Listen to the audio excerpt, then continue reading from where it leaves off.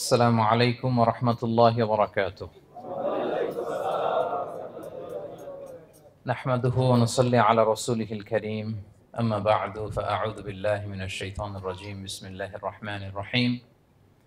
قل هو الله أحد الله الصمد لم يلد ولم يولد ولم يكن له كفوا أحد. صدق الله العظيم. رب اشرح لي صدري ويسر لي أمري واحلل عقدة من لساني يفقهوا قولي. প্রিয় ভাইরা, আপনারা জানেন যে এই রমাদানে আমরা একটি কোরআন সিরিজ করছি। প্রতিটি প্রোগ্রামে আমরা কোরআনের কোনো না কোনো সূরা থেকে কিছু আলোচনা শুনছি।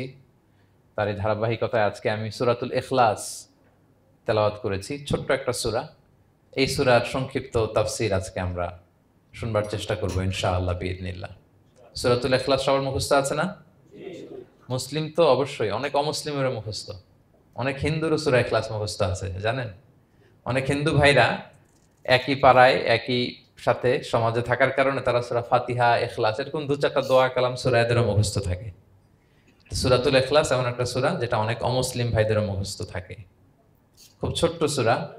স্রষ্টার পরিচয় যে এত সহজ ভাষায় মাত্র 4টি বাক্যে দিয়ে দেয়া যায়, তার জলজন্ত প্রমাণ হচ্ছে এই সূরাতুল ইখলাস। মাত্র 4টি আয়াত। কয়টি? 4টি আয়াত দিয়ে আল্লাহ তাআলা স্রষ্টার পরিচয় খুবই চমৎকার ভাবে প্রেসাইজলি তিনি তুলে ধরেছেন। কোরআনের অনেক জায়গায় আল্লাহ তাআলা নিজের পরিচয় দিয়েছেন। যেমন সূরা বাকারার 255 নম্বর আয়াতে, মানে আয়াতুল কুরসির মধ্যে আল্লাহ তাআলা নিজের পরিচয় তুলে ধরেছেন। একটি আয়াত, 9টি বাক্য বিশিষ্ট একটি আয়াত, সেখানে আল্লাহ তাআলার পরিচয় খুব চমৎকার ভাবে পাওয়া যায়। আয়াতুল কুরসি, এটা আপনাদের মুখস্থ আছে না? আয়াতুল কুরসি ফরজ সালাতের পরে এটা পড়বেন। আল্লাহর হাবিব সাল্লাল্লাহু আলাইহি ওয়াসাল্লাম ফরজ সালাতের পরে এটা পড়তেন। তিনি বলতেন, মান কারাআ আয়াতুল কুরসি দুবুরা কুল্লি সালাতিন মাকতুবাতিন লাম ইয়ামনাহু মিন দুখুলিল জান্নাতি ইল্লাল মাউত। ফরজ সালাতের পরে যে আয়াতুল কুরসি তেলাওয়াত করবে তার জান্নাতে যাওয়ার ক্ষেত্রে আর কোনো বাধা থাকে না, মৃত্যু ছাড়া। মৃত্যুটাই বাধা, মরলেই জান্নাতি। আয়াতুল কুরসির ভেতরে আল্লাহ তাআলা ওনার পরিচয় তুলে ধরেছেন খুবই সংক্ষিপ্তভাবে, এক আয়াতে আল্লাহর পরিচয়। তারপর সূরা হাশরের শেষ 3 আয়াতে আল্লাহ তাআলা নিজের খুব চমৎকার পরিচয় তুলে ধরেছেন। তারপরে এই সূরা ইখলাসের মধ্যে আল্লাহ তাআলা আরো সংক্ষিপ্ত পরিসরে, ভেরি প্রিসাইজলি, মাত্র ছোট্ট ছোট্ট 4টা আয়াতে নিজের পরিচয় তুলে ধরেছেন। তো কিভাবে আল্লাহ তাআলা নিজের পরিচয় আমাদের সামনে পেশ করলেন, আমরা সেটাই আজকে শুনবার চেষ্টা করবো ইনশাআল্লাহ। সূরাতুল ইখলাস আপনারা কি জানেন এটা কোরআনের কততম পারায় অবস্থিত? 30তম পারায়। এবং এই সূরাটি মাক্কি সূরা। কি সূরা? কোরআনের সর্বশেষ পারায় অবস্থিত 30তম পারায়। আয়াত সংখ্যা তো আমরা শুরুতেই বললাম, কয়টি? 4টি। এই সূরাটি কোরআনের যে সূরার ধারাক্রম, সে ধারাক্রম অনুসারে 112 নম্বর সূরা। কত নম্বর? 112 নম্বর সূরা। এই সূরাটা মক্কাতুল মুকাররমাতে নাজিল হওয়ার কিছু প্রেক্ষাপট আছে। প্রেক্ষাপটগুলো হচ্ছে, আরবরা বংশকে খুব গুরুত্ব দেয়, বংশ প্রিজার্ভ করা, লিনিয়েজকে প্রিজার্ভ করা। এবং তারা মানুষকে দেখে, শুধু মানুষ তো না, মানুষের পায়ের ছাপ দেখে বলে দিতে পারতো তার বাবাকে, তার বাবাকে, পর দাদাকে, 14 পুরুষের নাম বলে দিতে পারতো। শুধু মানুষই না, তারা উটের পায়ের ছাপ দেখে, উটের পায়ের, মরুভূমির বালুতে উটের পায়ের ছাপ দেখে ওই উট কোন বংশের, ওই বংশের ওর নাম কি, ওর বাবার নাম কি, ওর দাদার নাম কি, 14 পুরুষ এরকম ছিল।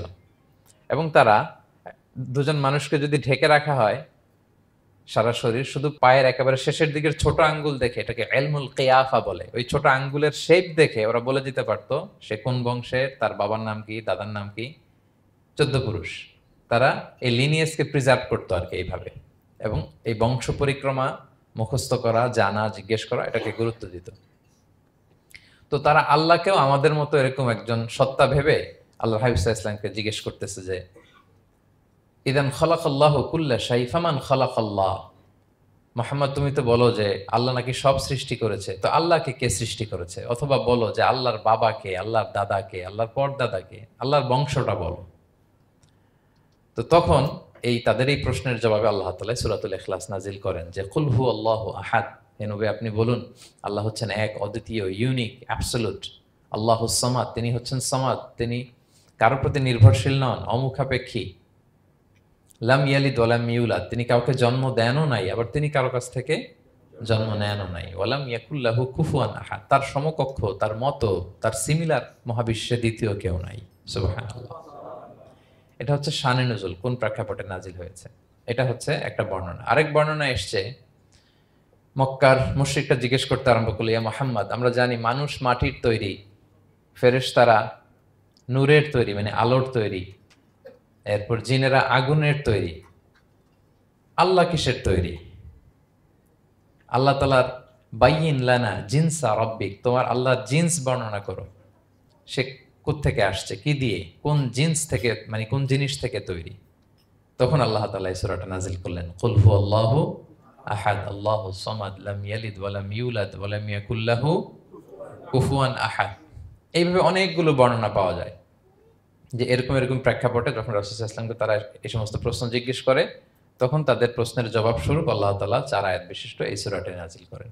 তাহলে সূরার কোন প্রেক্ষাপটে, কোন সিচুয়েশনে সূরাটা নাজিল হলো, এটা সবার কাছে ক্লিয়ার না এখন? এই সূরার কিছু ফজিলত পাওয়া যায়। আপনারা তো সূরার নাম শুনেছেন সূরাতুল ইখলাস।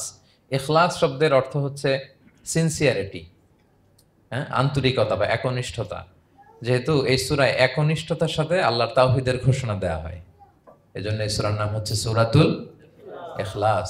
আবার এই সূরাকে সূরাতুত তাওহীদও বলে, যেহেতু আল্লাহর একত্ববাদের ঘোষণা এই সূরায় দেওয়া হচ্ছে, ওয়াননেস অফ গড।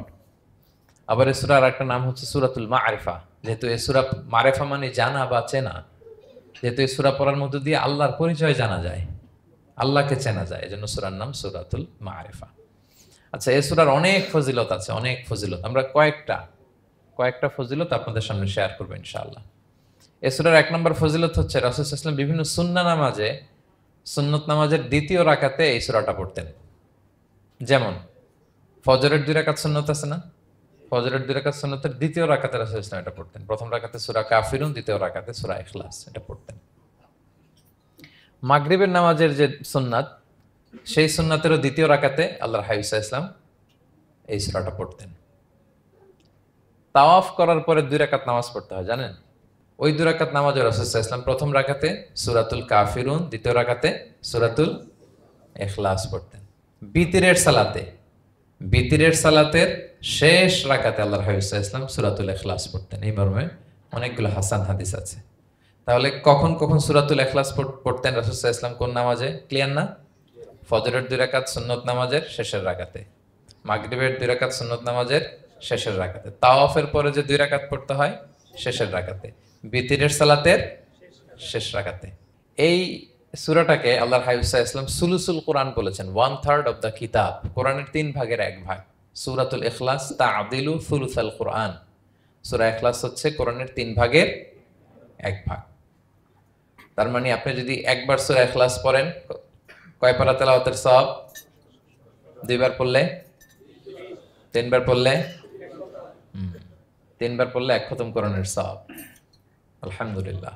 কেউ কেউ বলেন যেহেতু আল্লাহর একত্ববাদের কথাবার্তা কোরআনে 1/3 মানে 1/3 জুড়ে আছে, সেহেতু সূরাতুল ইখলাস সুলুসুল কোরআন মানে হচ্ছে যে কোরআনের 3 ভাগের 1 ভাগে আল্লাহ যা নিয়ে কথা বলেছে সূরাতুল ইখলাসের ভিতরেই সেটা সংক্ষেপে চলে আসছে। এজন্য এটাকে বলা হয় 1/3 অফ দ্য বুক, কোরআনের 3 ভাগের 1 ভাগ। এটার আরেকটা, এই হাদিসটা মুতাওয়াতির হাদিস, সূরাতুল ইখলাস তা'দিলু সুলুসাল কোরআন, এটা এমন সংখ্যক, বেশি বেশি সংখ্যক সাহাবী প্রতিটি জেনারেশনে বর্ণনা করেছে, সাহাবী, তাবি, এই হাদিসের ব্যাপারে কোনো ডাউট তৈরি হয় না, কোনো সাসপিশন তৈরি হয় না, খুবই ভ্যালিড এই হাদিসটা, যেটা কোরআনের 3 ভাগের 1 ভাগ। আচ্ছা, আল্লাহর হাবিব সাল্লাল্লাহু আলাইহি ওয়াসাল্লাম আরেকটা হাদিসে এসেছে, এক সাহাবীকে কোবা পল্লীতে ইমাম করে পাঠিয়েছেন।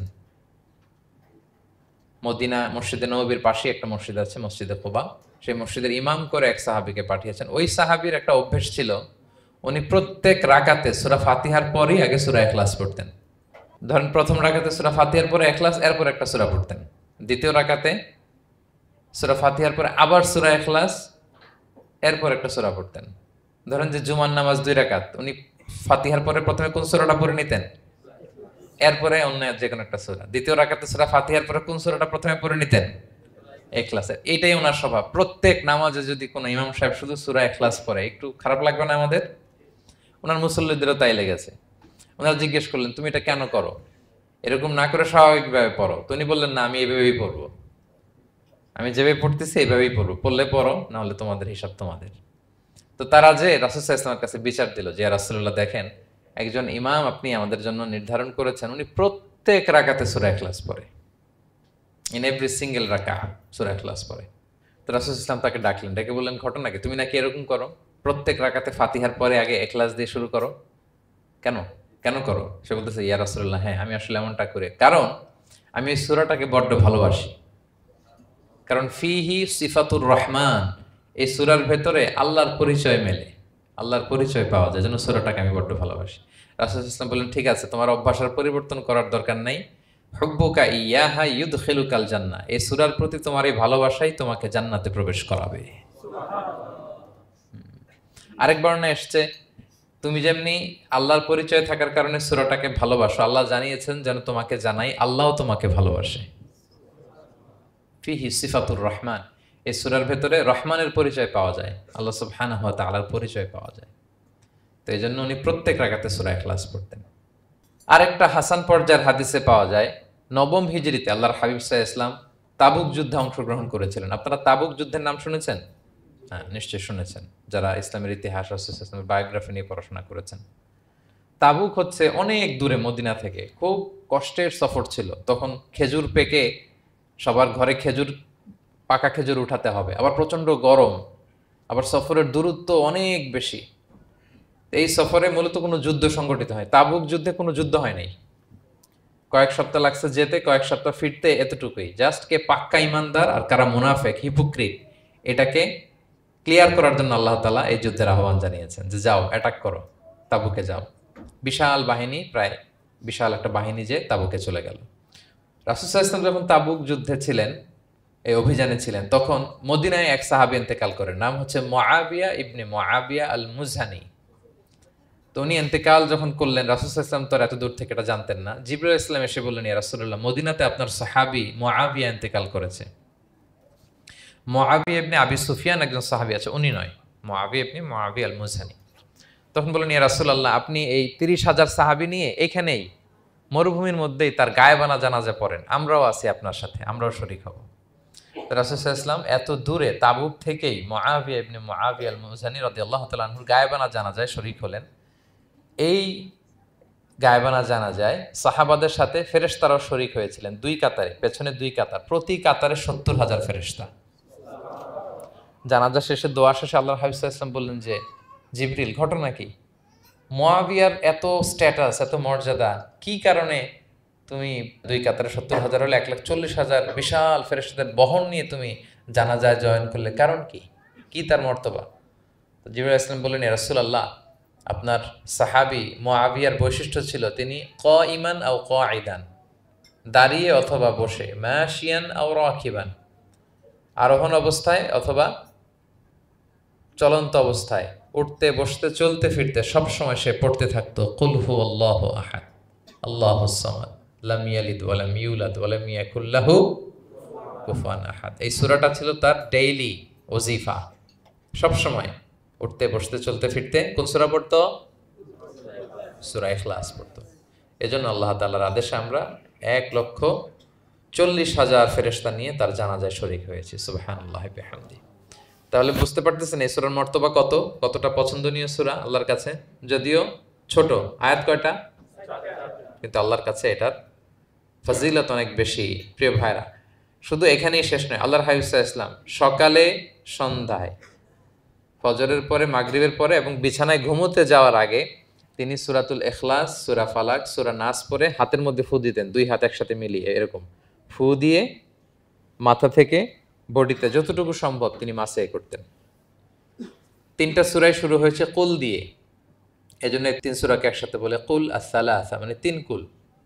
এই ৩ কুল তিনি ফজরের পর, মাগরিবের পর আর বিছানায় ঘুমোতে যাওয়ার আগে পরে হাতে ফু দিয়ে সারা গায়ে মেসেজ করতেন। আপনারা করেন? হ্যাঁ, এই অভ্যাসটা, ওজিফাটা আছে তো আপনাদের, না? করবেন এটা। এটা special protection, you will get a special protection from Allah সুবহানাহু ওয়া তাআলা। অনেকে দেখবেন ব্ল্যাক ম্যাজিক করে, ব্ল্যাক ম্যাজিক কিন্তু সত্য, ম্যাজিক করে, সেহের করে আপনাকে দুর্বল করে ফেলবে। স্বয়ং আল্লাহর হাবিব সাল্লাল্লাহু আলাইহি ওয়াসাল্লামকে সেহের করা হয়েছিল। উনি কয়েক মাস স্ত্রীদের সাথে ফিজিক্যাল ইন্টিমেসিতে যেতে পারতেন না, এত দুর্বল হয়ে গেছিলেন। লাবিদ ইবনুল আসাম নামে এক ইহুদি মিত্র, সে জাদু করেছিল রাসূল সাল্লাল্লাহু আলাইহি ওয়াসাল্লামকে। ওনার মাথার চুল চিরুনির ভেতর 11টা গিট দিয়ে সেই ব্ল্যাক ম্যাজিক করেছে। নবী সাল্লাল্লাহু আলাইহি ওয়াসাল্লাম কয়েক মাস অসুস্থ ছিলেন। পরে সূরা ফালাক নাস যখন নাজিল হয় তখন আল্লাহ তাআলা রাসূল সাল্লাল্লাহু আলাইহি ওয়াসাল্লামকে সুস্থ করে দিলেন। সাহাবীদেরকে নিয়ে এক কুয়ার নিচ থেকে, চিরুনি থেকে এই গিটগুলো খুলে খুলে রাসূল সাল্লাল্লাহু আলাইহি ওয়াসাল্লাম 11টা আয়াত তেলাওয়াত করলেন। রাসূল সাল্লাল্লাহু আলাইহি ওয়াসাল্লামকে সুস্থ করে দিল কে? আল্লাহ সুবহানাহু ওয়া তাআলা শিফা নসিব করলেন। তার মানে ব্ল্যাক ম্যাজিক সত্য, সিহির করে মানুষ। আপনার সফলতা, আপনার সাকসেস, এটা সবার ভাল লাগবে না, মনে রাখবেন। সবাই এটা পছন্দ করে না। আল আইনু হক, নজর কিন্তু সত্য। নজর সত্য, নজরের প্রভাব আছে, চোখের প্রভাব আছে। এজন্য কারো ভালো কিছু দেখলে মাশা আল্লাহ বলবেন, আল্লাহর দিকে ফিরিয়ে দিবেন ওটার কল্যাণ। কি বলবেন? একটা সুন্দর ফুটফুটে বাচ্চা দেখলে মাশা আল্লাহ। কারো সফলতা দেখলে, কারো ফার্মে গেলেন, বাগানে যেয়ে দেখলেন ফল মূল ভর্তি, কি বলবেন? মাশা আল্লাহ। বিসমিল্লাহ মাশা আল্লাহ বললে এটাতে আর ক্ষতি হয় না। অনেকে বলে যে বাবা মা মাশাআল্লাহ বলা লাগে না, বাবা মা আর নাকি মামা, এই তিনজন নাকি মাশাআল্লাহ না বললে কিছু, এটা ভুল কথা। বাবা মারও বলতে হয়। বাবাও তার ছেলের কোনো সাকসেস, ভালো কিছু দেখলে কি বলবে? মাশা আল্লাহ, তাবারাকাল্লাহ, অথবা বিসমিল্লাহ মাশা আল্লাহ, এটা আপনারা বলবেন। নজরের প্রভাব আছে। আপনি সিম্পলি দেখেন, এই যে আমি আপনাদের দিকে তাকিয়ে তাকিয়ে কথা বলছি, আমি যদি অনেকক্ষণ স্টেয়ারিং করি, কারো দিকে ভেবে তাকিয়ে থাকি, সে ভালো ফিল করবে? কেন? আমি কি তার মারছি, ধরছি, স্পর্শ করছি? কিছুই তো করলাম, শুধু আমি তার দিকে তাকিয়ে আছি। তার মানে এতেই সে অস্বস্তি ফিল করতেছে। ধরেন যে আপনি কোনো একটা প্রোগ্রামে বসে আছেন, আপনার পাশে যে বসে, আপনি তার দিকে এরকম 10 মিনিট তাকায় আছেন, কোনো কথা ছাড়া শুধু তাকিয়েই রইলেন। তার কি ভাল লাগবে বলেন? সে কি কমফোর্টেবল ফিল করবে? সে ভয় পাবে, সে ভয় পাবে, অস্বস্তি ফিল। আপনি কিছুই করেন নাই, না তাকে টাচ করেছেন, না ধরেছেন, ছুঁয়েছেন, কিন্তু শুধু তাকিয়ে আছেন। দেখেন নজরের কি প্রভাব। আল্লাহ আইনু হক, নজর সত্যি। এজন্য কারো সাকসেস দেখলে আমরা সবসময় যেন মাশাআল্লাহ বলি। মাশাআল্লাহ ঠোঁটের সাথে মিলিয়ে রাখবেন। ভালো দেখলে কি বলবেন? মাশাআল্লাহ, মাশাআল্লাহ, বিসমিল্লাহ মাশাআল্লাহ, মাশাআল্লাহ, তাবারাকাল্লাহ, এটা বলবেন। তাহলে আল্লাহর হাবিব সাল্লাল্লাহু আলাইহি ওয়াসাল্লামকেও সেহের করা হয়েছিল। এজন্য এই সেহের থেকে, ব্ল্যাক ম্যাজিক থেকে, আইন মানে জেলাসি, মানুষের নজর দিয়ে যে হিংসা করে, এই জেলাসি থেকে, মিন শাররি হাসিদিন ইযা হাসাদ, হাসাদ থেকে, মিন কুল্লি মাকরুহিন ওয়া শুরুর, এসব ক্যালামিটি, ডিজাস্টার, এগুলো থেকে পানাহ হিসেবে আপনি এই ওয়াজিফাটা করবেন। 3 কুল, কুল আস-সালাসা, 3 কুল। আমার সাথে সাথে বলেন, কয় কুল? 3 কুল। কি কি? সূরাতুল ইখলাস, সূরা ফালাক, সূরা নাস। এই 3টা পড়ে ফজরের পর, মাগরিবের পর আর ঘুমোতে যাওয়ার আগে হাত দুইটাকে একসাথে করে পরে লম্বা একটা ফু দিয়ে মাথা থেকে মাসাজ করবেন সারা গায়ে। পারা যাবে ইনশাআল্লাহ বিইذنিল্লাহ। এবং আম্মা জান আয়েশা রাদিয়াল্লাহু তাআলা আনহা বলতেন, আমি যখন কখনো অসুস্থ হয়ে যেতাম, অসুস্থ হলে রাসূল সাল্লাল্লাহু আলাইহি ওয়াসাল্লামকে যে যখন কমপ্লেইন করতে, ইয়া রাসূলুল্লাহ আমি তো অসুস্থ, রাসূল সাল্লাল্লাহু আলাইহি ওয়াসাল্লাম আমাকে এই আমলটা করতে বলতেন। মানে আয়েশা, তুমি সূরাতুল ইখলাস, সূরা ফালাক, সূরা নাস পড়ে সারা গায়ে কি করো? ফু দাও। হ্যাঁ। আলী রাদিয়াল্লাহু তাআলা আনহু বর্ণনা করেন, আল্লাহর হাবিব সাল্লাল্লাহু আলাইহি ওয়াসাল্লাম একবার নামাজ পড়তেছেন, নামাজে তিনি সিজদারত অবস্থায়, ইন দ্য মিন টাইম লাদাগাতহুল আকরা, একটা বিচ্ছু রাসূল সাল্লাল্লাহু আলাইহি ওয়াসাল্লামের আঙ্গুলে কামড় দিল। বিচ্ছু, বিচ্ছুর কামড় খাইছেন? হ্যাঁ, কেমন লাগে? খুব আরাম লাগে? হ্যাঁ, খুব যন্ত্রণা হয়, অনেক যন্ত্রণা হয়। রাসূল সাল্লাল্লাহু আলাইহি ওয়াসাল্লামকে যখন কামড় দিল নামাজের অবস্থায়, রাসূল সাল্লাল্লাহু আলাইহি ওয়াসাল্লাম খুব যন্ত্রণা পেলেন, ব্যথা পেলেন। এই বিচ্ছুটারে লানত করলেন। সাধারণত লানত করতেন না, তিনি বলতেন লানাতুল্লাহি আলাল আকরা, এই বিচ্ছুর উপর লানাত, লা ইয়াদাউ নাবিয়্যান ওয়ালা গায়রা। এই বিচ্ছু নবীও চিনে না, মানুষও চিনে না। মানে কোথায় কামড় দিতে হবে এটাও বুঝতেছে না। শুধু নবী না, সব নবীদের নবী, ওনারা কামড় দিয়ে ফেলছে। তাই আল্লাহর পক্ষ থেকে পরীক্ষা ছিল, কেয়ার করা। উনি ভর্ৎসনা করলেন, লানত করে বললেন, নবীও চিনস না, মানুষও চিনস না, কামড় দিয়ে খুব কষ্ট পাচ্ছেন তিনি। তো আল্লাহ হাবিব সাল্লাল্লাহু আলাইহি ওয়াসাল্লাম বললেন, যাও গরম পানি আর লবণ নিয়ে আসো, এনে এটার মধ্যে ঢালো। তো ঢালতে আরম্ভ করলো।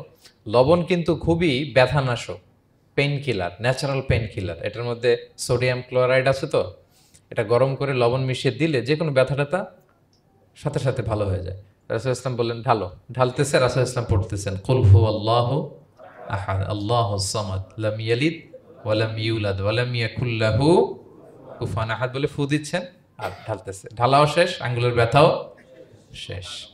তাহলে রাসূল সাল্লাল্লাহু আলাইহি ইসলামের একটা চিকিৎসা পদ্ধতি আপনারা জানলেন, তিব্বে নাবাবী, যে সাপ বিচ্ছু কিছু দংশন করলে ওখানে কুসুম ওয়ার্ম ওয়াটার লবণ দিয়ে ওয়ার্ম ওয়াটার করে সেখানে ঢালতে হবে। আর কোন সূরা পড়তে হবে? কুল হুয়াল্লাহু আহাদ আল্লাহুস সামাদ লাম ইয়ালিদ ওয়া লাম ইউলাদ ওয়া লাম ইয়াকুল লাহু কুফুয়ান আহাদ, এটা পড়তে হবে। তাহলে এই সূরার ফজিলত কি জানতে পেরেছেন আপনারা? ক্লিয়ার তো না? আমি রিপিট করি কি কি ফজিলত বললাম। রাসূল সাল্লাল্লাহু আলাইহি ওয়াসাল্লাম ফজরের নামাজের সুন্নাতে, মাগরিবের সুন্নাতে, তাওয়াফের পরের সুন্নাতে, ভিতরের শেষ রাকাতে সূরাতুল ইখলাস পড়তেন। রাসূল সাল্লাল্লাহু আলাইহি ওয়াসাল্লাম সূরাটাকে সুলুসুল কোরআন, 1/3 অফ দ্য কিতাব বলেছেন। কোরআনের কয় ভাগের এক ভাগ? 3 ভাগ। এবং এক সাহাবীর ঘটনা তো শুনলাম, সে সব নামাজে সূরা ইখলাস পড়তো। মুসল্লিরা কমপ্লেন করার পরেও সে পড়লো। রাসূল সাল্লাল্লাহু আলাইহি ওয়াসাল্লাম বললেন কেন পড়ো? বলে যে ফিহি সিফাতুর রহমান, এই সূরায় আল্লাহর পরিচয় আছে, এই সূরাটা পড়তে ভালো লাগে। তো রাসূল সাল্লাল্লাহু আলাইহি ওয়াসাল্লাম বললেন এই সূরার প্রতি তোমার ভালো লাগেই তোমাকে জান্নাতে নিয়ে যাবে। আরেক বর্ণনায় যে তুমি যেমনি আল্লাহর কারণে এই সূরাকে ভালোবাসো, আল্লাহও জানিয়েছেন তিনি তোমায় ভালোবাসেন। এরপর মুআবিয়া ইবনে মুআবিয়া আল মুজানির হাদিস শুনলাম, তিনি উঠতে বসতে চলতে ফিরতে সবসময় কোন সূরা পড়তেন? সূরাতুল ইখলাস। ফলে আকাশ থেকে 1,40,000 ফেরেশতা এসে দুই কাতারে 70,000 করে ওনার গায়েবানা জানাজায় অংশগ্রহণ করেছেন। এবার বলেন এটাকে আপনারা কি ওয়াজিফা বানাবেন? হ্যাঁ, বানাবেন ডেইলি ওয়াজিফা? মেক ইট ইউর ডেইলি ওয়াজিফা। রিসাইট সূরাতুল ইখলাস every day, specially in the morning and evening. তাহলে সূরার ইন্ট্রোডাক্টরি ডিসকাশন শেষ, নাজিলের প্রেক্ষাপট শেষ, ফজিলত শেষ। এবার আমরা সূরায় ঢুকে যাই। কি বলেন? আউযু বিল্লাহি মিনাশ শাইতানির রাজিম, বিসমিল্লাহির রহমানির রহিম। বিতাড়িত শয়তান থেকে আল্লাহর কাছে পানাহ চাই, পরম করুণাময় অসীম দয়ালু আল্লাহর নামে শুরু করছি। আল্লাহ বলছেন কুল হুয়াল্লাহু আহাদ। হে নবী আপনি বলুন, ওই যে বারবার প্রশ্ন করে বাইয়িন লানা জিনসা রাব্বিক, তোমার আল্লাহ কি দিয়ে তৈরি? আল্লাহ কি স্বর্ণের তৈরি, না রূপার তৈরি, না কাঠের তৈরি? এভাবেই লিটারালি বলতেছে আহুয়া মিন যাহাব আও ফিদ্দা আও মিন খাশাব। মুহাম্মদ তোমার আল্লাহ কি স্বর্ণের, না রূপার, না কাঠের?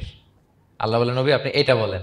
কুল, নবী আপনি বলুন হুয়াল্লাহু আহাদ, আল্লাহ হচ্ছে এক। তোমরা যেরকম আল্লাহকে ভাবো আল্লাহ আসলে ওই রকম নয়। আল্লাহর সত্তাটা আমাদের মতো নয়, সৃষ্টিগত সত্তার মতো নয়।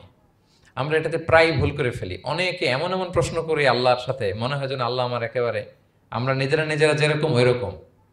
কিন্তু স্রষ্টা যে সৃষ্টি জগতের অনেক ঊর্ধ্বে, এটা আমরা বুঝি না। তিনি সময়ের ঊর্ধ্বে, তিনি স্থানের ঊর্ধ্বে, তিনি কালের ঊর্ধ্বে, সবকিছুর ঊর্ধ্বে। যেমন আমাদের 3টা কাল আছে, হ্যাঁ, অতীত, তারপর বর্তমান যেটাকে ধরা যায় না, প্রতি সেকেন্ডে ন্যানো সেকেন্ডে এটা অতীত হয়ে যাচ্ছে, আর যেটা সামনে ঘটবে এটা কি? ফিউচার, ভবিষ্যৎ। তা আল্লাহরও কি এরকম অতীত বর্তমান ভবিষ্যৎ আছে? সময়টা আমাদের জন্য, উনি তো সময়ের স্রষ্টা, ওনার সাথে আপনি সময় সেট করতে পারবেন না, উনি সময়ের ঊর্ধ্বে। ফলে উনি এই ইবলিস যে আদেশ ভঙ্গ করা, আদম আলাইসাল্লাম এবং হাওয়া আলাইসাল্লাম পৃথিবীতে আসা, নূহ, দাউদ, হুদ, সালেহ থেকে শুরু করে এই একের পর এক নবী, শেষ নবী, বর্তমান সময়, ভবিষ্যৎ, দাজ্জাল, কিয়ামত, সব তিনি অ্যাট এ গ্ল্যান্সে দেখেন, একবারে ওনার চোখের সামনে। আমাদের মতো অতীত বর্তমান ভবিষ্যৎ ওনার নাই। আমরা যেমনি ভাব প্রকাশের জন্য ভাষা লাগে, এই যে আমি বাংলায় কথা বলতেছি আপনারা বুঝতেছেন, হ্যাঁ, মালাইরা যারা মালাইতে কথা বলে, ইংলিশরা ইংরেজিতে কথা, চাইনিজে কথা বলে, ভাষা, উনি ভাষার স্রষ্টা, ফলে ওনার ভাষাও লাগে না। কিন্তু উনি বোঝানোর জন্য একটা ভাষা ইউজ করে আমাদের জন্য সহজ করে দিয়েছেন। একটা ভাষায় না বললে তো আমরা বুঝবো না, ফলে উনি আরবি ভাষায় কোরআনটাকে নাজিল করেছেন যাতে আমরা বুঝি। কিন্তু উনি ভাষার মুখাপেক্ষী না, ওনাকে সময়, কাল, ভাষা কোনো কিছু দিয়ে বাধা যায় না, উনি সব কিছুর ঊর্ধ্বে, সব কিছুর ঊর্ধ্বে। এবং আল্লাহ কোথায় আছেন? আমরা বলি যে আরশের উপরে আছেন। সেখানে ওই এরিয়াটা হচ্ছে লা জামান লা মাকান, ওখানে সময়, তারপর কাল, এগুলো ওখানে যায় না। আল্লাহর সাথে প্রশ্নগুলো একেবারেই অবান্তর। ফলে আমরা যে প্রশ্নগুলো হুট করে না বোঝার কারণে করে ফেলি, যেহেতু আমাদের খুব সীমিত জ্ঞান, ফলে আমরা সৃষ্টির সাথে স্রষ্টাকে গুলিয়ে ফেলি। কিন্তু উনি কিন্তু আমাদের মতো নন। এজন্য আল্লাহ বলেন যে আমাকে জিজ্ঞেস করে যে আমি লোহার তৈরি, না স্বর্ণের তৈরি, না রূপার তৈরি, নাকি পাথরের তৈরি বা কাঠের তৈরি, তুমি বলো কুল হুয়াল্লাহু আহাদ।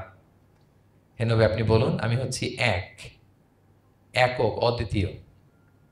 আরবিতে এক এক বলতে আরবিতে ওয়াহেদ শব্দ ব্যবহার করে, আহাদ ব্যবহার করা হয় না। ব্যক্তির গুণ হিসেবে কখনো আহাদ ব্যবহার করা হয় না। এটা কেবলমাত্র শুধুমাত্র একমাত্র আল্লাহ তাআলার জন্য ব্যবহার করা হয়, তিনি আহাদ। আহাদ কারণ ওয়াহেদ শব্দের ওয়াহেদাতুন হয়, মানে পুরুষবাচক হয়, স্ত্রীবাচক হয়, কিন্তু আহাদের আর কিছু হয় না, আহাদ আহাদি। আল্লাহ শব্দটাই এরকম, আল্লাহ শব্দটাই এরকম। যেমন ঈশ্বরের ঈশ্বরী হয়, ভগবানের ভগবতী হয়, গডের গডেস হয়। আল্লাহর এরকম স্ত্রীবাচক কিছু আছে? কিছু নাই। আল্লাহ বলেন ইন্নানি আনাল্লাহু লা ইলাহা ইল্লা আনা ফা'বুদনি ওয়া আকিমিস সালাতা লিযিকরি। নিশ্চয় আমি আল্লাহ। মুসা আলাইহিস সালামকে প্রথম যে প্রত্যাদেশ রেভেলেশন দিয়েছিলেন মুকাদ্দাসে তুয়ার পাশে, তুর পাহাড়ের পাদদেশে, ওখানে প্রথম মুসা আলাইহিস সালাম আল্লাহর সাউন্ড তখন তিনি শুনেছিলেন। এবং আল্লাহর সাউন্ডটাও আমাদের সাউন্ডের মতো নয়। যেমন আমি এদিক থেকে কথা বললে আপনি এই পাশ থেকে শুনবেন, এদিক থেকে কথা বললে, এদিক থেকে আমাকে ডাক দিলে এদিকে, তার মানে আমি দিকের সাথে সম্পৃক্ত। আল্লাহর এটা এরকম না। মুসা আলাইহিস সালাম তিনি যখন আল্লাহর কথা শুনলেন, তিনি বললেন যে একটা সাউন্ড শুনলাম, এটা চারদিক থেকে শোনা যায়, চারদিক থেকে শোনা যায়। এবং তিনি ওনার প্রেগনেন্ট স্ত্রীকে নিয়ে মাদিয়ান ক্রস করে ইজিপ্টের বর্ডারে ঢুকবেন। ইন দ্য মিন টাইম আল্লাহ তাআলা ওই সময়টাকে চুজ করেছেন যে তাকে এখন নবী বানাবো, তাকে রেভেলেশন দিব। তো তিনি দেখলেন যে ইন্নী আনাস্তু নারান, আমি ওই যে লাআল্লি আতিকুম মিনহা বিকাবাসিন আও আজিদু আলান নারি হুদা, স্ত্রীকে দাসীকে বললেন যে একটু বসো, প্রচন্ড ঠান্ডা, ওই যে আগুন দেখা যায়, মনে হয় কেউ আগুন পোহাচ্ছে, আমি একটু আগুন নিয়ে আসি মশাল দিয়ে, তোমাদের আরাম লাগবে, একটু ওয়ার্ম আপ হবে। তো আগুনের কাছে যেয়ে দেখে সামনে যত যায় আগুন তত পেছায়। এবং আগুনটা সাধারণ আগুন না, একটা গাছ থেকে আগুন বেরোচ্ছে, কিন্তু ওই গাছের পাতা জ্বলে না, ডাল জ্বলে না, কিছুই হয় না। আসলে এটা আগুন না, এটা আল্লাহর নূর। আল্লাহর নূর সেখানে ফোকাস দেওয়া হয়েছে। আল্লাহর নূরও আমাদের নূরের মতো না। নূর মানে লাইট, নূর মানে কি? লাইট। সো এই যে আমরা যে লাইট দেখি, এই লাইটের মতো না। কারণ আল্লাহর এই নূরের কাবার দেয়া হচ্ছে আবার নূরের পর্দা দিয়ে। পর্দা দেয়া হয় সাধারণত আলোকে আটকানোর জন্য, কিন্তু আল্লাহর যে পর্দা, হিজাবের কথা বলা হয়েছে, ওইটা, ওই পর্দাটাও আলো, আলোর পর্দা। আমাদের সাথে মিলালে হবে? আমরা আমরা ঘরে পর্দা টাঙাই কি থামাতে বলেন তো? আলো থামাতে। আর আল্লাহর যে হিজাব পর্দাগুলো কিসের? আলোর, নূরের। সো কশ্চিনকালেও আপনি সৃষ্টির সাথে স্রষ্টাকে মিলাবেন না। আমরা ভুল করে অনেক সময় এরকম অবান্তর প্রশ্নগুলো করি। তো আল্লাহ তখন মুসা আলাইহিস সালামকে প্রত্যাদেশ করলেন যে ইন্নানি আনাল্লাহ লা ইলাহা ইল্লা আনা ফা'বুদনি, আমি আল্লাহ। আমি কি? আল্লাহ। এই আল্লাহ নামটা আল্লাহ নিজেই রেখেছেন। আমাদের নাম রাখে আমাদের বাবা দাদা, আল্লাহর তো বাবা দাদা কেউ নাই। আল্লাহর নাম কে রেখেছে? আল্লাহ নিজেই রেখেছেন। ফা'বুদনি, আমার ইবাদত করো, ওয়া আকিমিস সালাতা লিযিকরি। তাহলে এখানে প্রথম আয়াতেই শিরকের উপর কুঠারাঘাত করা হয়েছে, শিরকি আকীদাকে লন্ডভন্ড করে দেওয়া হয়েছে এবং বোঝানো হয়েছে আল্লাহ হচ্ছেন এক, অদ্বিতীয়, একক। কারণ আমরা যত ইবাদত করি এর মধ্যে যদি শিরকের স্পর্শ থাকে, আমাদের ইবাদত ভ্যানিশ হয়ে যাবে, এটার কোনো দাম নাই। লা ইন আশরাকতা লা ইয়াহবাতান্না আমালুক ওয়া লা তাকুনান্না মিনাল খাসিরিন। আল্লাহ বলেন যদি শিরক করো তাহলে তোমার সব আমল বাতিল হয়ে যাবে, তোমার রোজা, নামাজ, হজ, যাকাত, জিকির কিছু থাকবে না। এজন্য শিরক যাতে কখনো আমাদের না হয়, শিরকের সাথে যেন আমাদের সম্পর্ক না থাকে। ইন্নাল্লাহা লা ইয়াগফিরু আইয়ুশরাকা বিহি ওয়া ইয়াগফিরু মা দুনা যালিকা লিমান ইয়াশা। আল্লাহ সব মাফ করেন, কিন্তু শিরকের গুনাহ মাফ করেন না। কি মাফ করে না? হ্যাঁ, এজন্য শিরকের সাথে আমাদের কোনো সম্পর্ক নাই। দেখেন আমরা যখন নামাজে দাঁড়াই, আমরা তাকবীরে তাহরিমা বাঁধার পরে কি পড়ি? ওয়াজ্জাহতু ওয়াজহিয়া লিল্লাযী ফাতারাস সামাওয়াতি ওয়াল আরদা হানিফা ওয়া মা আনা মিনাল মুশরিকিন। দেখেন নামাজে দাঁড়ালে আগে ক্লিয়ার করে নিতে হয় যে আল্লাহ ওয়া মা আনা মিনাল। এই যে লক্ষ লক্ষ হাজী সাহেবরা যায় ইজহার রেদা পরে, ওখানে কি পড়ে? লাব্বাইক আল্লাহুম্মা লাব্বাইক লাব্বাইক লা শারীকা লাক লাব্বাইক। আগে হিসাব ক্লিয়ার যে আল্লাহ শিরকের সাথে ছিটেফোঁটা সম্পর্ক আমাদের নাই। আমরা একনিষ্ঠভাবে তোমার ইবাদত করি। তাহলে সূরাতুল ইখলাস বেসিক্যালি তাওহীদের একনিষ্ঠ ঘোষণার নাম, যেটার প্রথম আয়াতে আল্লাহ তাআলা নবীকে বললেন যে হে নবী আপনি আমার পরিচয় দিয়ে দেন, আপনি বলুন কুল হুয়াল্লাহু আহাদ, আমি এক, একক, অদ্বিতীয়। কুল হুয়াল্লাহ, নবী আপনি বলুন তিনি হচ্ছেন আল্লাহ এবং তিনি হচ্ছেন আহাদ। আল্লাহ নামটার অনেক ভাবে কোরআনে পরিচয় দিয়েছেন। আল্লাহ আলিফ লাম, লাম আলিফ ছাড়া, লিল্লাহ দিয়ে, লাম ছাড়া, লাহু দিয়ে, আপনি যেভাবেই বলবেন সেভাবে আল্লাহর পরিচয় পাওয়া যায়। লিল্লাহি মা ফিস সামাওয়াতি ওয়া মা ফিল আরদ, কোরআনের অনেক আয়াতে এসেছে। লাম বাদ দিয়ে দিলে লাহুল মুলকু ওয়া লাহুল হামদু হুয়া আলা কুল্লি শাইইন কাদির। লাম বাদ দিয়ে দিলে হা দিয়ে আল্লাহর পরিচয় দিয়েছেন, হুয়া দিয়ে পরিচয় দিয়েছেন, হুয়াল্লাহুল্লাযী লা ইলাহা ইল্লাহু। তাহলে যেভাবে আপনি পরিচয় খুঁজতে যাবেন সেখানে আল্লাহর পরিচয় পাওয়া যাবে। আল্লাহ তাআলা বলছেন হুয়াল আউয়ালু ওয়াল আখিরু ওয়াল যাহিরু ওয়াল বাতিন ওয়া হুয়া বিকুল্লি শাইইন আলিম। তিনি প্রথম, তিনি শেষ, তিনি প্রকাশ্য, তিনি গোপন। তিনি প্রথম মানে কি? তিনি সূচনাহীন অতীত থেকে আছেন। দেখেন আমাদের সাথে মিলে না। আমাদের অতীতের একটা সূচনা থাকে, কি বলেন, আমার জন্মের একটা স্টার্টিং পয়েন্ট আছে না, যে এখান থেকে আমার অস্তিত্ব শুরু, এত সালে আমি, এত সালে আপনি। তার মানে আমাদের একটা স্টার্টিং আছে তো নাকি? আল্লাহ স্টার্টিং কবে থেকে বলেন? কবে থেকে? যে এই সময় থেকে উনি আল্লাহ, বলেন। Nobody knows. কারণ হুয়াল আউয়াল, এই আউয়াল মানে এমন শুরু, সূচনাহীন শুরু, এমন শুরু যেটার কোনো কি নাই, সূচনা নাই। আবার সীমাহীন ভবিষ্যৎ পর্যন্ত তিনি থাকবেন। কতদিন তার রাজত্ব, ক্ষমতা, সভরেন্টি, পাওয়ার থাকবে? কতদিন বলেন? সীমাহীন, এটার কোনো শেষ নাই। হুয়াল আউয়াল ওয়াল আখির ওয়াল যাহির ওয়াল বাতিন। এবং সব কিছু ধ্বংস হবে তিনি ছাড়া। কুল্লু মান আলাইহা ফান ওয়া ইয়াবকা ওয়াজহু রাব্বিকা যুল জালালি ওয়াল ইকরাম। সব শেষ হবে, উনি অবিনশ্বর, শাশ্বত, চিরঞ্জীব। তাই বলে উনি আমাদের থেকে দূরে নন, খুব কাছে। আমরা ডাকলেই তিনি ডাকে সাড়া দেন। আমাদের সবকিছু তিনি দেখেন, অবজার্ভ করেন, মনিটর করেন। ওয়া নাহনু আকরাবু ইলাইহি মিন হাবলিল ওয়ারিদ। আমাদের এখানে একটা রগ থাকে, এই রগেরও কাছে, তার মানে খুব কাছে, খুব কাছে। আমরা তাকে না দেখলেও তিনি আমাদের দেখেন। লা তুদরিকুহুল আবসার ওয়া হুয়া ইউদরিকুল আবসারা ওয়া হুয়াল লাতীফুল খবীর। কোনো চোখ তাকে দেখে না, কোনো দৃষ্টি তাকে আয়ত্ত করতে পারে না, কিন্তু সকল দৃষ্টিকে তিনি আয়ত্তে রাখেন। সুবহানাল্লাহ। এভাবে আল্লাহ তাআলা খুব প্রিসাইজলি 4টা আয়াত দিয়ে নিজের পরিচয় দিয়েছেন। কুল হুয়াল্লাহু আহাদ। হে নবী আপনি বলুন তিনি আল্লাহ, তিনি অদ্বিতীয়। বাংলারও অনেক সীমাবদ্ধতার ফলে আমাকে এক, একক এগুলো ইউজ করা লাগতেছে, কিন্তু আল্লাহর আহাদ বোঝাতে যে এক, একক, এটা যথেষ্ট না। এটা আমার লিমিটেশন, আমাদের লিমিটেশন, ভাষার লিমিটেশন। কিছু দিয়ে তো আমার অডিয়েন্সকে বা আমাদের বুঝতে হবে দ্য এসেন্স অফ গড। এজন্য আমরা বলি এক, একক, অদ্বিতীয়। অদ্বিতীয়টা খুব অনেকটাই পারফেক্ট। তাহলে তিনি হচ্ছেন আহাদ, এবং এই আহাদের লেসন দেওয়ার জন্য সব নবীরা এসেছে। সব নবীরা একই কথা বলেছেন, আদম আলাইহিস সালাম থেকে শুরু করে বিষ্ণু ইসলাম পর্যন্ত একই কথা বলেছেন, যে ইয়া কওমি ইবুদুল্লাহ মা লাকুম মিন ইলাহিন গায়রু আফালা তাআকিলুন। হে আমার জনপদের লোকেরা, কি হলো তোমরা এত কিছুর ইবাদত করো, দাসত্ব করো, তোমরা ইবাদত করবে এক সত্তার, তিনি কে? মা লাকুম মিন ইলাহিন গায়রু, তিনি ছাড়া কোনো ইলাহ তোমাদের নেই। তাহলে এই যে ওয়াননেস অফ গড, স্রষ্টা যে একজন, এই কনসেপ্টটাকে ক্লিয়ার করবার জন্যই এত এত নবীরা পৃথিবীতে হাজির হয়েছেন। তাহলে আল্লাহর চমৎকার একটা নাম জানলাম আমরা, আহাদ। কি নাম? মজার ব্যাপার হচ্ছে এই নাম কোরআনে আর কোথাও নাই। আহাদুন শব্দ যেটা আছে এটা অন্য অর্থে, এক, এক অর্থে আর কি। কিন্তু আল্লাহর আহাদ কোরআনে শুধু এই সূরাতেই এসেছে। আল্লাহর আহাদ নামটা শুধু এই সূরাতেই এসেছে। আহাদ, আহাদ। আপনারা বেলাল রাদিয়াল্লাহু তাআলা আনহুর ঘটনা জানেন, যে উমাইয়া ইবনে খালাফ খুব পাষণ্ড মাওলা ছিল ওনার, মনিব। এমন কোনো অত্যাচার নাই যে ঈমান আনার কারণে বেলাল রাদিয়াল্লাহু তাআলা আনহুর উপর করা হয় নাই। পিটানো, চাবুক মারা, টানা হেচড়া করা, উত্তপ্ত মরুভূমিতে। যারা হজ উমরা করতে গিয়েছেন তারা তো দেখেছেন মরুভূমির বালু, ওখানে কত গরম, চাল ছেড়ে দিলে মুড়ি হয়ে যাবে, খই হয়ে যাবে। ওই উত্তপ্ত গরম বালুতে বেলাল রাদিয়াল্লাহু তাআলা আনহুকে শুইয়ে পেটের উপরে পাথর রেখে দেওয়া হয়েছিল। তখন তিনি আল্লাহর একত্ববাদের ঘোষণা এই শব্দটা দিয়ে করেছেন। অস্ফুট কণ্ঠে উনি বারবার বলছিলেন আহাদ, আহাদ, আহাদুন, আহাদ। তো আল্লাহ তাআলার এই নামটা, আহাদ নামটা, এই সূরা ছাড়া কোরআনের অন্য কোথাও আসেনি। তাহলে প্রথম আয়াতটা কি? কুল হুয়াল্লাহু।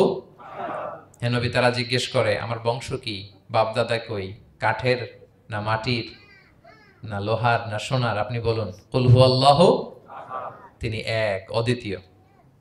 আল্লাহুস সামাদ, তিনি হচ্ছেন সামাদ। আল্লাহর আরেকটা নাম আস-সামাদ। আল্লাহুস সামাদ। সামাদ শব্দের অনেকগুলো অর্থ পাওয়া যায়। সামাদের একটা মিনিং হচ্ছে যার উপরে আর কারো কোনো স্ট্যাটাস বা মর্যাদা নাই। আরবিতে বলে মানতাহা ইলাইহি সুগদাদু ওয়া শারাফ। মর্যাদা, স্ট্যাটাস যত শীর্ষে, পিকে যেতে পারে, ওইটার নাম হচ্ছে সামাদ, এর উপরে নাই। সামাদের আরেকটা অর্থ হচ্ছে যে পরনির্ভরশীল নয়, মানে তার কারো উপর নির্ভর করা লাগে না, সে স্বয়ংসম্পূর্ণ। আচ্ছা পৃথিবীতে এমন কারো নাম বলেন তো যে কোনো দিন কোনো কিছুতে কোনো কাজে অন্যের মুখাপেক্ষী হওয়া লাগে নাই, সে একা একা আত্মনির্ভরশীল, স্বয়ংসম্পূর্ণ, এরকম একজনের নাম বলেন? আছে? কেউ নাই। কোনো না কোনো ভাবে আপনি পাওয়ারফুল কারো কথা বলবেন, এত আরো নির্ভরশীল, এরা রাস্তা দেখায় না দিলে চলতেও পারে না, কোন দিকে যাইতে হবে এটা বলার জন্য 10 জন থাকে, এর ওয়াশরুমে নিয়ে যেতে হয় 10 জনের, এর এই সাপোর্ট, ওই সাপোর্ট, এই প্রোটোকল, অনেক কিছু, এর লোক লাগে আরো বেশি। তার মানে সাহায্য ছাড়া চলতে পারে এমন কোন সত্তা পৃথিবীতে নাই। একটা সত্তা যার কারো কোনো সাহায্য লাগে না, যার কারোর প্রতি কোনো নির্ভরতা নাই, কারো কাছে ঠেকা নাই, গোটা বিশ্ব তার কাছে ঠেকা। তিনি কে? তার নাম সামাদ। তার নাম কি? আল্লাহুস সামাদ। অমুখাপেক্ষী, অ্যাবসলিউটলি ইন্ডিপেন্ডেন্ট। কখনো কোনো কাজে তার কারো কাছে যেতে হয় না, কারো উপর ভরসা করতে হয় না, কারো প্রতি তার কোনো ঠেকা নাই। সব গোটা দুনিয়া তার কাছে ঠেকা, তার কাছে ফরিয়াদ করে, তার দিকে ঝুঁকে পড়ে আসতে বাধ্য। ওই সত্তার নাম হচ্ছে সামাদ। সামাদ ক্লিয়ার সবার কাছে? আল্লাহ তাআলা বলছেন, ইয়া আইয়ুহান নাসু আনতুমুল ফুকারাউ ইলাল্লাহ ওয়াল্লাহু হুয়াল গনিয়ুল হামিদ। ওহে মানুষেরা, তোমরা হচ্ছে ফকির। ফকির বিমানা মুফতাকির ইলাল্লাহ, মানে মুখাপেক্ষী। কার দিকে? ফুকারা ইলাল্লাহ ওয়াল্লাহু হুয়াল গনিয়ুল হামিদ। কিন্তু আল্লাহ কারো প্রতি মুখাপেক্ষী নন। গানি, তিনি প্রাচুর্যশীল, হামিদ, সপ্রশংসিত। সবাই তার কাছে ফরিয়াদ করে, তিনি কারো কাছে ফরিয়াদ, সবাই তার কাছে চায়, তিনি কারো কাছে চাওয়া লাগে না, সবাই তার কাছে মুখাপেক্ষী, তিনি কারো প্রতি মুখাপেক্ষী। তার নাম সমাদ। তার নাম কি? তাহলে সমাদ ক্লিয়ার। হ্যাঁ, লাম ইয়ালিদ ওয়ালাম ইউলাদ। লাম ইয়ালিদ, তিনি কাউকে জন্ম দেননি। ওয়ালাম ইউলাদ, তিনি নিজেও জন্ম নেন নাই। সুবহানাল্লাহ, দেখেন কত সহজে পরিচয়। তিনি কাউরে জন্ম দেনও নাই, জন্ম নেনও নাই। সুবহানাল্লাহ, আমাদের ধর্ম যে কত সুন্দর। এক আল্লাহর দিকে আমাদেরকে রেফার করা হয়েছে। অন্যান্য ধর্মের দিকে দেখেন কি আজীব কথা। খ্রিস্ট ধর্মে বলে আদম আলাইহিস সালাম পাপ করছে, ওই পাপের কারণে আমরা সবাই নাকি পাপী, জন্মাইলেই নাকি পাপী। ইসলাম বলে আমরা জন্মগ্রহণ করি মাসুম অবস্থায়, নিষ্পাপ। কিন্তু খ্রিস্টানরা কি বলে? আমরা পাপ নিয়ে জন্মাই, ফলে খোদার ছেলের দুনিয়াতে আসা লাগছে, এসে সবার পাপ নিজের কাঁধে নিয়ে শুলে চড়ছে, এরপরে খোদার সাথে যে বসে আছে। এটা হচ্ছে খ্রিস্ট ধর্মের কথা। অন্যান্য অনেক ধর্মে দেখেন ল্যাংটা বাবার কাছে যে মাথা নোয়াতে হয়। এরকম অনেক ধর্ম দেখছেন যে লোকটার চুলে জট বাঁধা, দাড়িতে জট বাঁধা, একেবারে উলঙ্গ, তার কাছে যে সবাই এরকম হাত পাতে। দেখছেন? দেখেন না আপনারা? নাকি শুধু আমি একাই দেখলাম? দেখছেন সবাই? আছে, কিন্তু আমি ধর্মের নাম বলতেছি না, কোনো ধর্মকে ছোট করা যাবে না, কিন্তু এরকম আছে। তো দেখেন কি সমস্ত অদ্ভুত নিয়ম কানুন। আগুন নিয়ে ওইখানে দৌড়াইতে হয়, এই করতে হয়। কিন্তু আমাদের এক সত্তার কাছে আমরা চাই, কোনো ভায়া লাগে না, মিডিয়েটর লাগে না, মধ্যস্থতাকারী লাগে না। আল্লাহ বলে ডাকার সাথে সাথে তিনি ডাকে সাড়া দেন। লাম ইয়ালিদ ওয়া লাম ইয়াকুল লাহু, জন্ম দেনও নাই, জন্ম নেনও নাই। মুশরিকরা বলতো আল মালাইকাতু বানাতুল্লাহ, তারা বলতো ফেরেশতারা নাকি আল্লাহর মেয়ে। নাউজুবিল্লাহ। ওয়া ক্বালাতিল ইয়াহুদু উযাইরুন ইবনুল্লাহ, ইহুদিরা বলতো উযাইর আলাইহিস সালাম আল্লাহর ছেলে। ওয়া ক্বালাতিন নাসারা আল মাসীহ ইবনুল্লাহ, আর খ্রিস্টানরা বলে ঈসা মাসীহ, ঈসা আলাইহিস সালাম উনি নাকি আল্লাহর ছেলে। নাউজুবিল্লাহ। আল্লাহ সবগুলো ভ্রান্ত ধারণার কবর রচনা করেছেন এই আয়াত দিয়ে। লাম ইয়ালিদ ওয়া লাম ইউলাদ, না না, এগুলো ভুল। ক্লিয়ার কাট শুনে রাখো, কান খাড়া করে জেনে রাখো। লাম ইয়ালিদ ওয়া লাম ইউলাদ, তিনি কাউকে জন্ম দেনও নাই, তিনি কারো কাছ থেকে জন্ম নেনও নাই। ইমাম আবু বকর আল বাকিল্লানি একজন বড়, অনেক বড় একজন দার্শনিক ছিলেন এবং তর্কবাগীশ ছিলেন, ইরাকের। নাম শুনেছেন কেউ? আবু বকর আল বাকিল্লানি। তো উনি কারোর সাথে তর্ক লাগলে উনি খ্রিস্ট ধর্মের কত লোককে যে শাহাদা পড়াইছেন ওনার এই যৌক্তিক আলোচনা দিয়ে, তর্ক দিয়ে। সুবহানাল্লাহ। এক খ্রিস্টান পাদ্রী ওনারে প্রশ্ন করলো, তোমরা মুসলমানরা খুব রেসিস্ট। উনি বললেন কেন? বলছে তোমরা খ্রিস্টান মেয়ে বিয়ে করতে পারো, ইহুদি মেয়ে বিয়ে করতে পারো, মুসলিম কিন্তু ইহুদি মেয়ে, খ্রিস্টান মেয়ে শর্ত সাপেক্ষে, কিছু শর্ত আছে, ওই আলোচনা যাচ্ছেন, শর্ত সাপেক্ষে বিয়ে করতে পারে আহলি কিতাব হলে। কিন্তু কোন খ্রিস্টানরা মুসলিম মেয়ে আমাদের মেয়েদেরকে বিয়ে করতে পারবে না, কোন ইহুদি আমাদের মেয়েকে বিয়ে করতে পারবে না। তো বলে তোমরা খুব রেসিস্ট, তোমরা আমাদের মেয়ে না, ওকে তোমাদের মেয়ে আমাদেরকে দাও না। তো তিনি বলেন তোমরা তো ইহুদি, তোমাদের নবী হচ্ছে মুসা আলাইহিস সালাম, ওনাকে তো আমরা মানি, ওনার কথা তো কোরআনে আছে, এজন্য তোমাদের মেয়েকে বিয়ে করতে পারি। আর খ্রিস্টানদের নবী হচ্ছে ঈসা আলাইহিস সালাম, ওনাকেও মানি, ওনার মায়ের নামে বিশাল সূরাই আছে, সূরা মারিয়াম, আর ওনার ব্যাপারে হাজার শত শত আয়াত, তো এজন্য তোমার খ্রিস্টানদের মেয়ে বিয়ে করতে পারি। তোমরা তো আমাদের নবী মুহাম্মদ সাল্লাল্লাহু আলাইহি ওয়াসাল্লামকে মানো না। মুহাম্মদ সাল্লাল্লাহু আলাইহি ওয়াসাল্লাম যে শেষ নবী এটা তোমরা মানো, মানার সাথে সাথে মুসলমান হয়ে যাবে, এরপর আমাদের মেয়েকেও তোমরা বিয়ে করতে পারবে। এভাবে উনি এমন ভাবে উত্তর দিতেন ফাবুহিতাল্লাযী কাফার, কোনো একেবারে লাজবাব হয়ে যেত। তো ওনার নাম যখন ছড়ালো, ইরাকের মুসলিম বাদশাহ ওনাকে কনস্টান্টিনোপলে পাঠাবেন, যেখানে রোমান এম্পায়ার। তো রোমান এম্পায়ার এরাও খুব প্রস্তুতি নিয়ে আছে যে আবু বকর আল বাকিলানিকে ডিল করা অনেক কঠিন, সে আসতেছে, তার সাথে কিভাবে কি করা যায়। তো আপনারা জানেন যে খ্রিস্ট সমাজের নিয়ম হচ্ছে রাজার দরবারে ঢুকতে গেলে কুর্নিশ করে ঢোকা লাগে। কি করে? মাথা নত করে, এরকম নিচের দিকে করে রূপুর মতো করে এরপরে ঢোকা লাগে। তো এখন তারা প্ল্যান করতেছে যে আবু বকর বাকিলানি তো জীবনে আমার কুর্নিশ করবে না, এটা তো আমার জন্য অপমান হয়ে যাবে, কি করা যায়, কি করা যায়। তো রাজার এক বড় উজির সে প্ল্যান করলো, একটা কাজ করেন, রাজ দরবারে তাকে যখন ঢোকানো হবে তার জন্য একটা স্পেশাল গেট বানানো হবে। দরজাটা ফুল হবে না, হাফ হবে, অর্ধেক। তো অর্ধেক দরজা দিয়ে যখন সে ঢুকবে, সে তো বাধ্য মাথা নিচু করে ঢুকতে হবে, তাহলে রুকু হয়ে গেল, কুর্নিশ আপনাদের দেওয়া হয়ে গেল। বলে এই তো চমৎকার বুদ্ধি, ঠিক আছে একটা ছোট্ট দরজা বানাও। তো বানাইছে। উনি যখন কনস্টান্টিনোপলে পৌঁছলেন, ওনাকে নিয়ে আসালো রাজদরবার, বলতেছে এটা দিয়ে ঢুকতে হবে আমাদের, সবার ঢুকেন। তো সবাই এরকম মাথা নিচু নিচু করে ঢুকছে। উনি দেখেই বুঝছে এটা তো কৌশল করছে আমার সাথে। তো উনি মাথা নিচু করছেন, কিন্তু এমনি না, উল্টা উল্টা হয়ে উনি মাথাটা পিছনে দিয়ে, বুঝতে পারছেন, উনি অ্যাবাউট টার্ন হয়ে ঢুকতে তো হবে, পিঠটারে রাজার দিকে দিয়ে, নিতম্বটাকে রাজার দিকে দিয়ে, তারপরে উনি রুকু দিছে, উল্টা রুকু। তো এক হিসেবে কুর্নিশ মানে, বরং আরো রাজাকে কি হয়েছে, ইনসাল্ট করা হয়েছে। রাজা তো রেগে মেগে আগুন। সবাই, রাজা বলছে জানতাম ও এরকম কিছু একটা করবে। মানে এমন ভাবে উনি বুদ্ধি বের করে ওনাকে, ওনার সাথে আর পারা যায়। কেন ওনার কথা আনলাম এই জন্য, সেখানে যেও উনি পুরো রাজ দরবারকে তাক লাগিয়ে দিলেন এইভাবে।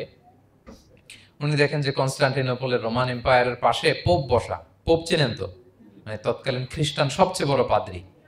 তিনি যে বলতেছে কাইফা হালুক ইয়া কাহানাতুল মা'বাদ ও কাইফাল আহল ও কাইফাল আওলাদ, যে বলতেছে আরে সম্মানিত পোপ, আপনি কেমন আছেন, আপনার বউ কেমন আছে, আপনার সন্তান কেমন আছে। এই কথা শুনে রাজা রেগে মেগে আগুন। এই আবু বকর বাকিলানি, এত বড় সাহস, তুমি জানো না উনি পোপ? পোপদের বিয়ে করা নিষেধ, তারা এত পবিত্র, তাদের স্ত্রী হয় না, তাদের স্ত্রী হয় না, তাদের সন্তান হয় না। একজন পবিত্র সত্তার সন্তান থাকে কি করে, স্ত্রী থাকে কি করে, তারা আমাদের পোপ। তা আবু বকর আল বাকিলানি বলে, আপনাদের পোপের যদি স্ত্রী থাকলে ইজ্জত চলে যায়, সন্তান থাকলে সম্মান ক্ষুণ্ণ হয়, তাহলে আপনারা ঈসা আলাইহিস সালামকে আল্লাহর সন্তান কি করে বানান, মেরিকে আল্লাহর স্ত্রী কি করে বানান। সুবহানাল্লাহ বিহামদিহি। আল্লাহর সাথে আপনারা বউ সেট করতে পারেন, আল্লাহর সন্তান সাব্যস্ত করতে পারেন, কিন্তু আপনার পোপকে জিজ্ঞেস করলাম আপনার স্ত্রী কেমন আছে, আপনার বউ কেমন আছে, আপনার রেগে মেগে আগুন। এই কথা শুনে ওই ওদিকে যারা আছে সব শাহাদা পড়ে মুসলমান হয়ে গেছে। এরকম অনেক লোক ওনার বুদ্ধিমত্তা দেখে শাহাদা পড়ে পড়ে মুসলমান হয়ে গিয়েছে। এজন্য আল্লাহ তাআলা এই যে শিরকি আকীদার উপর কুঠারাঘাত করে তিনি বললেন লাম ইয়ালিদ ওয়া লাম ইউলাদ, তিনি জন্ম দেনও নাই, জন্ম নেনও নাই। ওয়া লাম ইয়াকুল লাহু কুফুয়ান আহাদ। এই কুফু শব্দটা আল্লাহর জন্য যে ব্যবহার হয়েছে কোরআনে আর কোথাও নাই। এক হচ্ছে আহাদ, আর এই কুফু আর কোথাও নাই। আল্লাহ বলেন ওয়ালাম ইয়াকুল লাহু কুফুয়ান আহাদ, তার সমকক্ষ কেউ নাই। আল্লাহর মতো similar, nothing is similar to him, equivalent to him. আল্লাহর মতো সিমিলার কিচ্ছু নাই। তাহলে আল্লাহ কার মতো? আল্লাহর মতো। আল্লাহ কার মতো? আল্লাহর মতো। অন্য আয়াতে আল্লাহ তাআলা বলছেন লাইসা কামিসলিহি শাই, তার মতো কেউ নাই, তিনি তার মতো। তাহলে আল্লাহ কার মতো? আল্লাহর মতোই। আল্লাহর মতো। ওয়ালাম ইয়াকুল লাহু কুফুয়ান আহাদ, তার মতো কেউ নাই, তিনি তার মতো। তাহলে এই চার আয়াতে আল্লাহর পরিচয় পাইছেন আপনারা? তিনি এক, অদ্বিতীয়, তিনি অমুখাপেক্ষী, কারো কাছে হাত পাততে হয় না, সব হাত পেতে থাকে তার দরবারে। তিনি জন্ম দেনও নাই, জন্ম নেনও নাই, তার মতো কেউ নাই। তো তাহলে আল্লাহর মতো কেউ নাই। আল্লাহ কার মতো? আল্লাহর মতো। তাহলে সূরাতুল ইখলাস ক্লিয়ার হয়েছে সবার? আল্লাহ নিজের পরিচয় দিলেন, তিনি এক, অদ্বিতীয়, তার কাছে চাইতে হয়। আমরা ফরিয়াদ করব কার কাছে? বিপদে আপদে, যে কোনো বিপদে ক্রাইসিসে পড়লেই কি করবেন? কার কাছে শেয়ার করবেন? নাকি ফেসবুকে শেয়ার করবেন? আমরা বিপদে পড়লে কোথায় শেয়ার দিয়ে দেই? প্রথমেই আমাদের শেয়ার দেওয়ার জায়গা কই? কিন্তু আসলে শেয়ার করতে হবে কার কাছে? প্রথমে আল্লাহর কাছে বলুন। তিনি আপনাকে বিপদ মুক্ত করতে পারেন, তিনি আপনাকে শান্ত করতে পারেন, আপনার অস্থিরতা দূর করতে পারেন, তিনি কেবল আপনাকে সফলতা দিতে পারেন, আর কেউ পারে না। এজন্য ফরিয়াদের হাত যেন আমরা তার দরবারে উঠাই।